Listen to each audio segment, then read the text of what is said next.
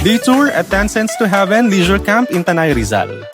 Along Marilaki Highway, pag makita mo tong mga sign na to, pasok ka lang dyan sa Eskinita. Mga 6-minute walk lang papasok. Yun nga lang, pataas yung kalsada. Nakamotor kami na pumunta, pero pwede i-commute. Sunday kami pumunta, the entrance fee was 50 pesos per head. May malawak na parking. Once inside, pansin mo na agad kung gaano kalawak yung area. Open space, pwede lakaran, libutin, at pag-picture-picture. Maraming Instagrammable spots. January kami pumunta, kaya sobrang lamig pa. Masarap maglakad-lakad, may cafe na mismo sa loob. For the food prices, please check their social media pages. May area din for team building activities. May options like wall climbing, hanging bridge, zipline at iba pa. Optional lang lahat. May swimming pool sa loob. May rooms din sila kung gusto mo overnight. For the room rates, please check their social media pages.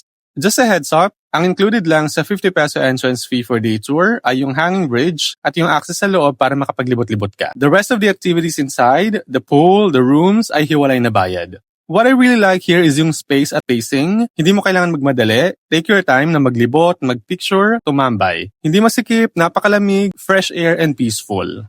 Overall, 10 Cents to Heaven Leisure Camp Tanay is a good option kung gusto mo ng chill day tour sa Marilaki, malamig na panahon, at lugar na pwedeng lakaran, libutin at enjoy ng simple. Just pay the entrance, tapos ikaw nang bahala kung hanggang saan mo gustong i-experience yung place.